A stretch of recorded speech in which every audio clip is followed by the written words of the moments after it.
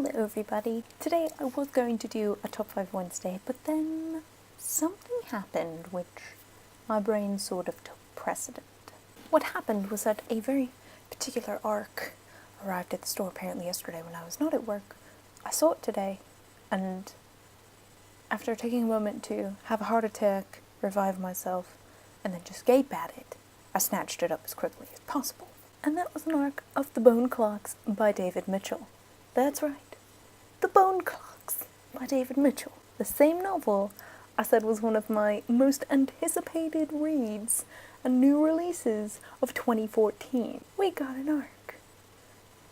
Like I said, I kind of died, came back, and then just stared at the beauty. Also, spine. This was the first thing I saw. It was sitting like this, and I was like, ooh, what is that spine? And I got closer, and I saw David Mitchell, and I was like, oh, it can't be.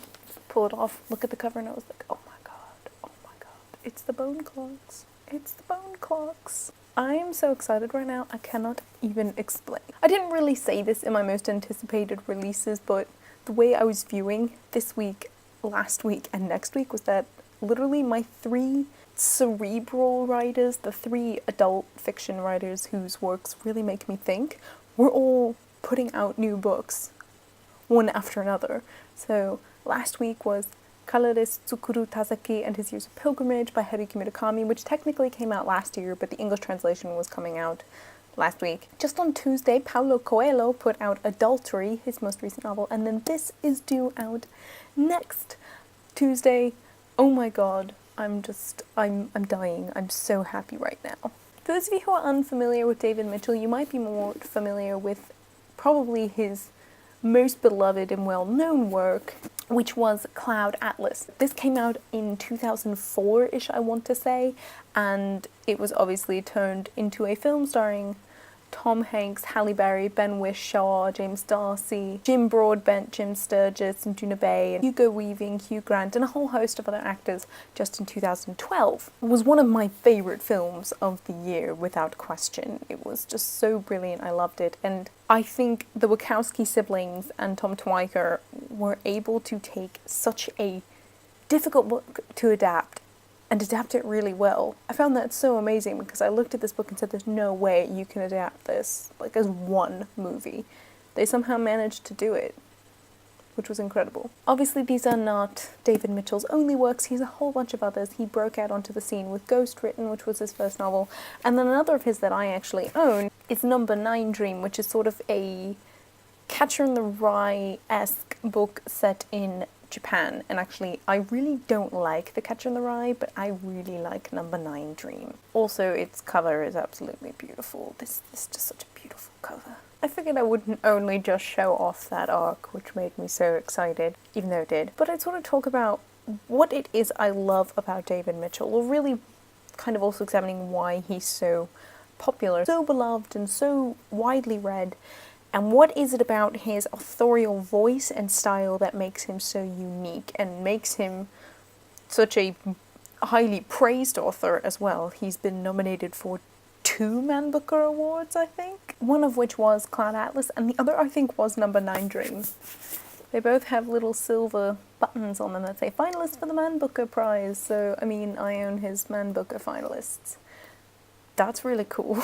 If there's anything you can say about David Mitchell, is that he doesn't shy away from giving you a very broad range of very diverse characters. I mean, his first novel, Ghost Written, takes place all over the globe, from Okinawa to Mongolia to like New York City pre the millennial. It has 9 different narrators that all intersect. Number9DREAM follows Eiji Miyake, who is in Tokyo, I believe, or at least it's in Japan. And obviously completely different from all the characters in Ghost Written. And you have Cloud Atlas, which has such a scope of characters that me even trying to list them all would take an entire video.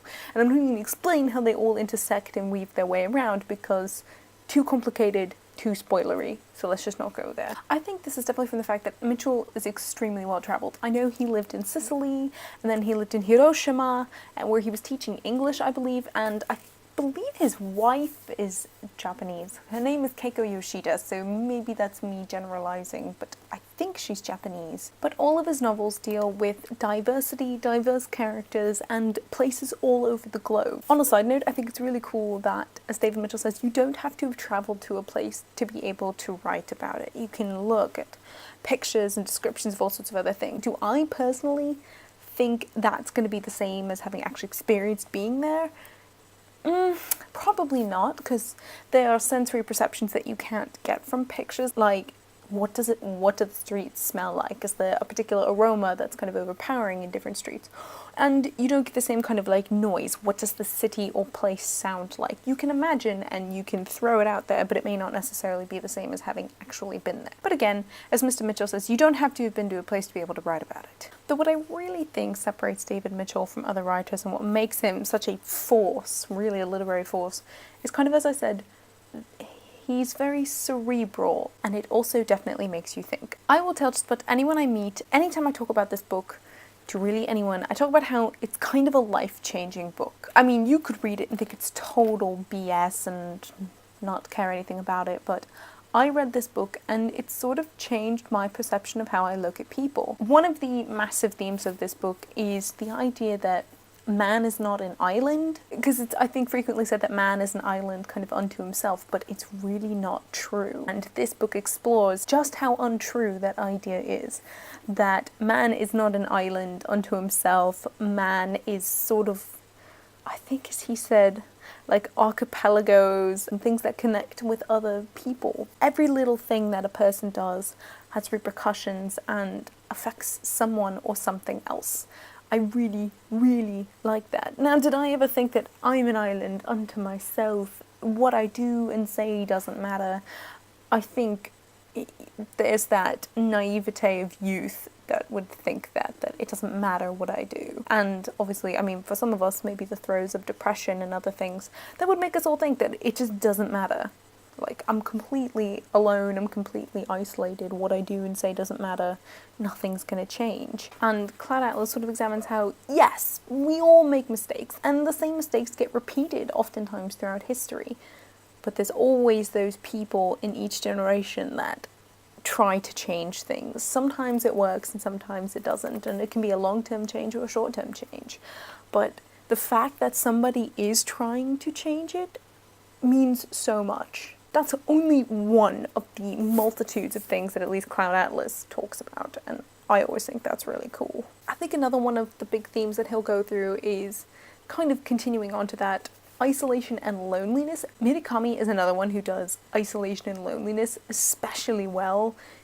If you really want to see, from what I think is the perfect study in that, you read 1Q84, but then also definitely read Colorless Tsukuru Tazeki, which deals with that as well. But from David Mitchell, I think Number9DREAM explored this loneliness and this sense of identity and kind of growing up. I mentioned naivete of youth just now talking about Cloud Atlas, and you definitely see that in Number9DREAM, because I said it has a bit of a Catcher-in-the-Rye flair. And while on the surface Number9DREAM sort of seems to be a thriller, there's so much about Eiji Miyake trying to find himself by finding out about his father. Oftentimes, who our parents were and are really helps shape who we become as people. Now, for some people that's not the case at all, but I think for a lot of people, parentage is very important, and who our parents are and how that affects whom we are. Like, do we want to be our parents? Do we want to emulate them? Or do we want to go the complete 180? Do we want to make a compromise between that? Through that, we find our own identity. I think Number9DREAM does this especially well, while also sort of masquerading a lot of the time as a thriller. And having such a pretty cover, oh my goodness. Sorry, I can't get over this cover. I really, really like it. I love the colours. It's just so lovely. I mean, look at this. Look at this.